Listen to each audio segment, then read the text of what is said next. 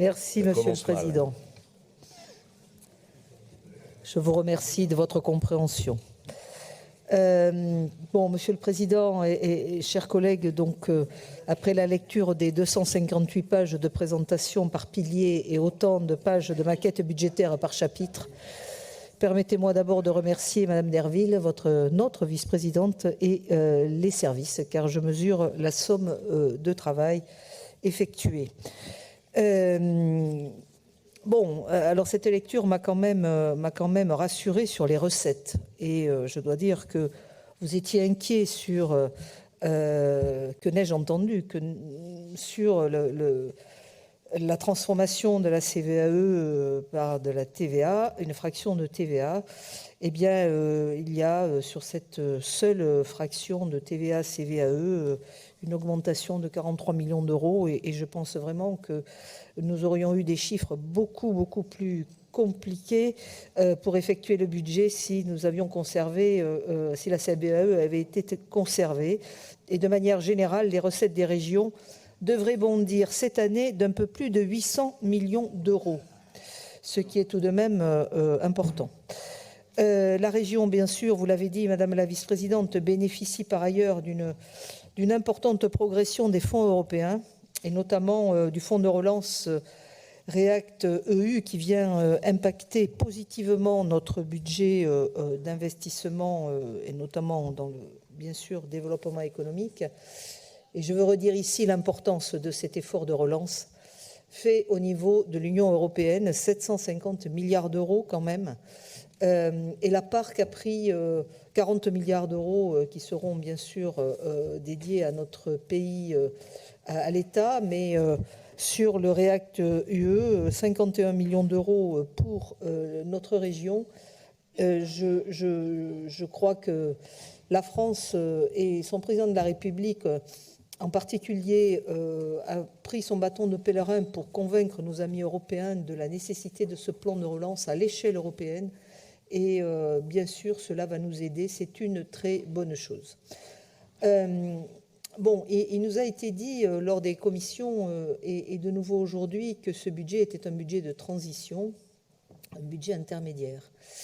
Alors bien sûr, moi je n'ignore pas le contexte, et nous l'avons tous devant nous, et je l'ai d'ailleurs rappelé en préambule en début de séance. Il faut bien sûr que nous poursuivions nos efforts pour non seulement un retour à la normale, mais aussi avoir une ambition de relance, puisque les fonds sont là, puisque la dynamique est là, qui doit être particulièrement soutenue. Alors, je note que votre volonté est placée peut-être au-dessus de tout le reste de rétablir des ratios et de reconstituer de l'épargne. Je ne vais pas vous dire que ce ne sont pas des ambitions louables, mais néanmoins, je pense qu'il faut que nous ayons peut-être des visions stratégiques un peu différentes des visions stratégiques financières d'avant, parce que nous avons un contexte nouveau, un contexte qui a changé, et dans lequel d'ailleurs nous aurons une prospective, nous aurons besoin d'anticiper bien sûr les contractualisations que nous avons réalisées avec l'État, que ce soit l'accord de relance, l'accord régional de relance, que ce soit le contrat de plan État-région et bien sûr le protocole petite ligne. Donc bien sûr, nous allons devoir trouver un juste équilibre entre réaliser ces engagements, qui sont des engagements structurants d'équipement pour la région, mis en œuvre en collaboration avec l'État, mais également pouvoir continuer à porter des politiques régionales dynamiques dans des domaines qui ne sont pas tous concernés par ces contractualisations. Alors, je ne rentrerai pas plus en détail dans les ratios, et je vais laisser ça à mon collègue Christian Devez, qui va intervenir sur ces sujets. Mais dans cette souhait de bonne gestion, il faut que nous ayons aussi cette capacité à nous projeter et qui paraît particulièrement essentielle pour notre collectivité. Et puis, à notre sens, en lisant bien ces 250 pages par pilier, c'est plus facile que les chapitres. puisque vous déclinez vous dites quelles sont vos politiques. Voilà, je dirais que c'est avant toute chose un budget de continuité. Je n'ai pas, en fait, sans grande surprise, puisque nous avions déjà noté cela lors du débat d'orientation budgétaire. Alors, un effort renforcé d'investissement, aidé par les fonds européens, mais moi, je ne lis pas dans ce document, je ne lis pas, je suis désolée, vous allez me les donner certainement, mais je ne lis pas d'orientation nouvelle, d'ambition nouvelle, de structuration nouvelle, de projets qui nous permettraient d'aborder d'abord les grands sujets de la transition environnementale et les grands sujets aussi de la souveraineté, dont la souveraineté économique, la souveraineté alimentaire, qui sont des sujets absolument essentiels pour notre région et plus largement pour notre pays, voire pour l'échelle européenne. Donc, la révision du schéma régional du SRE2I va avoir lieu. On peut espérer que dans cette révision, nous pourrons peut-être porter des ambitions nouvelles, mais je vous avoue qu'aujourd'hui, je reste vraiment sur ma faim à la lecture de ce document budgétaire, et que je recherche des nouveaux écosystèmes vertueux où recherche, innovation, industrie, voilà, conjugueraient leurs forces au service de cette véritable stratégie économique de souveraineté qui est absolument essentielle. Deuxième sujet d'inquiétude pour moi, c'est la formation professionnelle. Alors, bien sûr, j'entends l'explication donnée par Madame la vice-présidente sur la diminution des crédits, et notamment des crédits de paiement qui sont diminués de plus de 20% par rapport à l'année précédente, où il nous a été dit, enfin en commission en tout cas à laquelle je participais, que l'inscription budgétaire avait été adaptée en raison de sous-réalisation de l'année précédente. Alors, bon, franchement, est-ce que c'est une variable d'ajustement ? Non. À l'heure de la relance et de la transition environnementale, où les métiers et les environnements professionnels évoluent sans arrêt, où les réorientations professionnelles subies ou choisies deviennent un enjeu majeur, et où de nombreux secteurs sont en tension en ressources humaines, cet infléchissement me paraît vraiment inquiétant et inapproprié. Et je vais vous donner un exemple qui est un petit exemple, mais qui va passer sous les radars d'un livre de 250 pages, mais qui dit les choses. Nous avons par exemple la ligne plateforme illettrisme. Je suppose qu'elle finance notamment l'appel à projet illettrisme, illectronisme. Elle diminue de 30% en AP et de 50% en crédit de paiement. Alors, je veux bien entendre que c'est parce que ce dispositif n'est pas utilisé en définitive. Mais quand on sait que le dernier rapport de l'INSEE et que la crise sanitaire montre que on a largement contribué à créer la fracture numérique, que ça va bien au-delà de la population des retraités. On dit souvent que c'est les personnes âgées qui ne connaissent rien à l'informatique. Je pense qu'ils connaissent de mieux en mieux. Mais il faut se rendre à l'évidence, un jeune sur 6 s'estime peu ou pas compétent pour utiliser des logiciels de bureautique. 1 sur 5 n'arrive pas à remplir des formulaires en ligne. Des statistiques, bien sûr, qui se répercutent sur l'employabilité de ces jeunes. Donc, moi, je crois qu'on aurait voulu voir un surplus d'engagement dans ce petit dispositif. Mais je crois qu'il ne faut pas inscrire des sommes. Il faut aussi des plans d'incitation, mettre à connaissance les dispositifs et des plans d'incitation pour que ces dispositifs soient utilisés.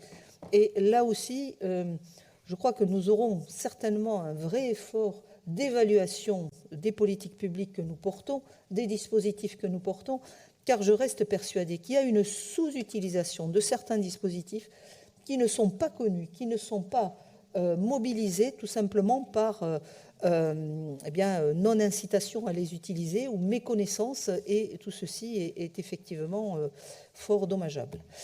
Alors, je vais vous parler d'un sujet qui est un peu, vous le savez, mon dada, Monsieur le Président, c'est l'aménagement du territoire. Vous allez me dire que le budget est en hausse. Moi, je vois une hausse qui est assez lié quand même à la mise en œuvre de Ferrocampus, qui est une bonne chose d'ailleurs, hein, et en AP et en CP. Mais bon, je reste toujours sur ma faim sur le déploiement du très haut débit. Voilà, on a un horizon à 2030. L'horizon national était à 2022, il est peut-être passé à 2025. Je crois vraiment que c'est dans 8 ans, 2030. C'est un horizon très éloigné pour tous les habitants qui subissent cette fracture numérique, alors que, là encore, la région l'État a mis un concours très significatif dans ces dispositifs. Je crois récemment 450 millions d'euros à l'échelle des départements de la région. Mais nous sommes mauvais élèves, au 10e rang des régions françaises dans le déploiement du très haut débit. Ça devrait être une priorité pour notre collectivité, même si je ne méconnais pas les difficultés de mise en œuvre des chantiers avec certainement des entreprises en sous-effectif pour effectuer ce travail titanesque. Mais voilà, cette priorité, elle n'est pas vraiment affichée, et je crois que nous avons 10e dans les rangs des régions françaises, alors que nous sommes une région attractive, que des personnes veulent habiter dans des zones rurales maintenant, dans des zones semi-rurales, et ont besoin de ces connexions pour travailler, même le télétravail qui y est de plus en plus développé. Donc cela implique la vie des gens, mais également l'activité économique. Sur la politique contractuelle, alors difficile de nous prononcer aussi, vous nous parlez d'un nouveau cycle de contractualisation qui va s'engager. Donc dont acte, en prenant appui, nous dites-vous, sur Néoterra comme colonne vertébrale. Alors pour vous dire, tout ça est bien flou, bien sûr, puisque Néoterra, c'est partout, voilà, j'ai du mal à voir la colonne vertébrale de la contractualisation.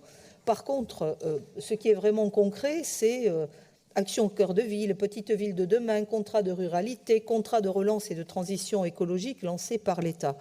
Pourquoi ne pas tout simplement s'inscrire aussi dans cette dynamique pour augmenter les capacités à faire et à financer des collectivités? Tout serait plus simple, plus lisible pour tous, et peut-être des dossiers plus faciles à réaliser et à porter à l'échelle de chaque collectivité concernée. Cela n'empêcherait pas la région d'agir, bien sûr, sur des sujets qui ne seraient pas pris en compte dans ces contractualisations avec l'État, et qui pourrait bien sûr mener sa politique, parce que je comprends bien, il est normal que la région veuille aussi accompagner certaines politiques particulières. Je vais en venir aux investissements sur les infrastructures, le ferroviaire. Oui, bon, je l'ai dit, sur la cour de relance, il y a 1,6 milliard entre la région et l'État sur les infrastructures, 939 millions d'euros pour l'État, presque 700 pour la région. Les petites lignes, 1,5 milliard ou 1,3 milliard ou 1,5 milliard d'euros signés avec l'État. Et d'une manière générale, nous vous donnons acte de votre volonté sur le ferroviaire, que ce soit sur les petites lignes, que ce soit sur les lignes moyennes et que ce soit sur les grandes infrastructures, notamment avec GPSO pour l'avenir. Mais franchement, le déséquilibre avec le routier est notoire, 7 millions d'euros pour le routier. Alors, c'est pas tant. Alors, je sais que c'est assumé par vous et que vous avez choisi de participer au désenclavement de Limoges, mais pour le reste, rien. Et je le redis, l'aménagement du territoire dans cette région, ce sont des voies routières conséquentes, bien équipées, au moins entre les villes moyennes de cette région. Parce que les 70 000 néo-aquitains, ou 65 000, ou 60 000, même si c'était 80 000, qui prennent les TER tous les jours, nous sommes 6 millions d'habitants. Donc, il y a énormément de déplacements. La majorité des déplacements se font par voie routière. Donc, je crois qu'il faut que nous soyons là aussi. Je sais que je connais votre réponse, hein, mais je ne peux pas m'empêcher de vous dire ça. Et Jean Dionis y reviendra d'ailleurs à ce sujet. Et nous avons d'ailleurs fait pour cela un amendement. Je veux dire un mot sur l'agriculture. Pascal Requena en dira un mot, mais oui à la recherche et développement des solutions pour stopper l'usage des pesticides. 100% d'accord. Oui pour aider les agriculteurs au développement de l'agroécologie. Mais je le redis, sans eau, rien ne poussera. Il n'y a pas un mot sur le sujet crucial de l'irrigation dans ce bouquin. Alors que le Varenne de l'eau vient de se terminer, moi je le dis très simplement ici, le mot irrigation n'est pas un gros mot. Et il en va là aussi de notre souveraineté alimentaire. Donc je crois vraiment qu'il faut que nous emparions de ces sujets qui sont des sujets majeurs. Et je terminerai en parlant de la transition énergétique, la rénovation thermique des bâtiments, la production d'énergie renouvelable. Vous affichez des ambitions. Je dois vous avouer que, bon, voilà, j'en vois pas très nettement la traduction budgétaire à la hauteur de ces enjeux, notamment, je veux parler des autorisations de programme. Va-t-on vers l'hydrogène de façon forte, comme c'est le cas dans certaines régions? Voilà, je n'ai pas la lecture et la traduction simple ligne budgétaire ne me paraît pas à la hauteur de ces enjeux. Alors, Monsieur le Président, je n'irai pas plus loin dans l'analyse des politiques. Un budget en augmentation, des ratios qui sont dégradés mais acceptables, un budget qui est un budget pour nous de continuité, pas un budget de relance au sens où je l'attendais. Alors, je ne vais pas vous faire le procès du développement économique, ça a toujours été un domaine dans lequel vous étiez très proactif, mais un budget où l'aménagement du territoire me semble dans des sujets importants de liaison. L'aménagement, c'est le très haut débit, ce sont les routes, eh bien, ne sont pas encore pris en compte. Et un budget jeunesse, je n'en ai pas parlé, qui, une fois que nous avons enlevé l'investissement dans les lycées et les transports scolaires, n'est pas très épais. Donc, voilà, c'est un budget que je qualifierais d'un peu plan-plan. Je sais que ça ne va pas vous faire plaisir, mais c'est comme ça que j'ai ressenti à la lecture approfondie de tous ces documents. Ce n'est pas un budget de circonstance dans ce moment de relance, de dynamique que nous aurions besoin de porter ensemble. Je vous remercie.